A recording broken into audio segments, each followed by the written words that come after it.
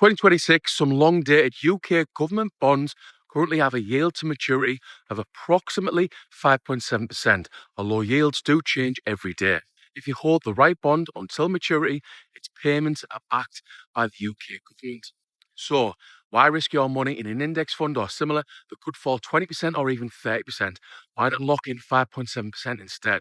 Because that word guaranteed comes with some important conditions. In this video, I'll explain how UK government bonds actually work, who they might suit, and whether investors should stop buying index funds. And my answer might surprise you. Why 5.7% caught my attention? Now, I've been investing for around 25 years, and for most of that time, safe returns anywhere close to 5.7% were almost unimaginable. For years, interest rates were near zero. Savings accounts paid next to nothing. Government bonds offered very low returns, and investors were almost forced towards shares if they wanted their money to actually grow. I know exactly what that feels like. Between 2012 and 2016, I kept around £70,000 in premium bonds. At the time, safety felt more important to me than growth because I'd already lost our life savings back in 2011, so I was worried about making another huge mistake. Keeping the money safe helped me sleep at night, let's just say that. But financially, it was really expensive. Inflation was quietly reducing the value of that money, while you earned next to nothing. So when I see the supposed guaranteed return of around 5.7%, I completely understand why that sounds attractive. But before moving money out of an index fund or putting your retirement savings into bonds, you need to fully understand what is being guaranteed. What is a UK government bond? When the UK government needs to borrow money, it issues bonds known as gilts. You are effectively lending money to the government. In return, the government normally promises two things. First, it will pay you a regular amount of interest, known as the coupon. Second, it will return the bond's face value when the gilt reaches its maturity date. Most conventional gilts have a face value of £100, but that doesn't mean necessarily pay £100 to buy one. Gilts are traded on the market, so their prices move. A gilt might currently cost £83, £95, £105, or something completely different, depending on its coupon, maturity date, and the returns available elsewhere. And this is where people normally get confused. The coupon rate is not necessarily the return you will receive on the money you invest. Coupon versus yield. Imagine a gilt with a face value of £100 and a coupon rate of 4.25%. That means it pays £4.25 a year for every £100 of face value, usually divided into two payments. But imagine that the gilt currently costs approximately £83. You're only paid £83 to receive £4.25 a year. That makes the income yield on the money you invested higher than 4.25%. Then, if you hold it until maturity, the government repays the full £100 face value. So you might also receive a capital gain because you bought it for £83 and eventually receive £100. The yield to maturity combines those coupon payments and the movement from your purchase price towards the £100 repayment. That's how a gilt with a 4.25% coupon can potentially produce an overall yield of around 5.7%. There is an important technical point to think about. The quoted yield to maturity normally assumes the coupon payments can be reinvested at the same yield. In reality, future reinvestment rates might be higher or lower. The individual cash payments are known in advance if you hold the gilt until maturity. But your exact compounded personal return can depend on what you do with those coupons. So what is actually guaranteed? Now, if you buy an individual conventional gilt and hold it until maturity, the coupon payment and final redemption payment are backed by the UK government. That makes the credit risk extremely low. But government-backed is more accurate than pretending that every aspect of the investment is completely risk-free. The market value is definitely not guaranteed. If interest rates and bond yields rise after you buy, the market price of your gilt will usually fall. If you are forced to sell before maturity, you could receive less than you originally invested. The longer the gilt has until maturity, the more dramatically its price might move when interest rates actually change. We saw that in 2022. Inflation surged, the Bank of England raised rates rapidly, and long duration bonds suffered big time. Some investors thought they owned something safe, then watched the market value fall by 30% or more. Someone holding an individual gilt until maturity could continue collecting the agreed payment. and wait for the face value to be returned. But somebody who needed to sell or who owned a bond fund without a fixed maturity date experienced a very different outcome. That distinction matters, and for me, it needs to be fully understood if you buy and hold bonds or plan to. Individual gilts are not the same as bond funds. When you buy an individual gilt, it has a specific maturity date. If the UK government meets its obligations and you hold the gilt until that date, you know the cash flows you were due to receive. A bond fund is constantly buying, selling, and replacing bonds. It doesn't normally have one maturity date when all your original capital is scheduled to be returned. That makes a bond fund more diversified and convenient, but it also means you cannot just wait for your particular bond to mature at £100. This is one reason I wouldn't describe every bond fund as safe, especially a fund containing long duration bonds. The risks different from equities, but they are still real.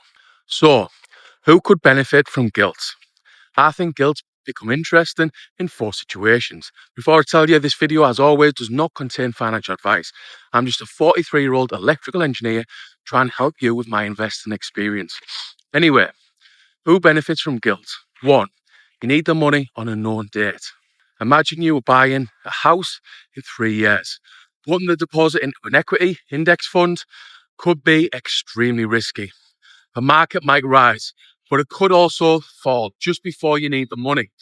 A short-dated gilt maturing close to your house purchase date may allow you to match the investment with the future expense. You know approximately when the money is required, so you choose a gilt that matures shortly beforehand. That is a completely different job from long-term wealth builder.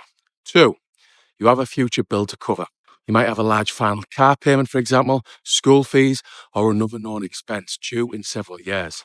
Instead of hoping the stock market is performing well when the bill arrives, you could buy gilts scheduled to mature before each payment. You're matching an asset to a liability. That isn't exciting, but good financial planning often isn't exciting. It's boring. 3, you want to bridge early retirement. This is where gilts could become particularly useful for my audience. Imagine you want to finish work before your state pension kicks in, or before you can access part of your pension. You might need £20,000 a year to cover a 3 or 5 year gap. You could potentially build a gilt ladder.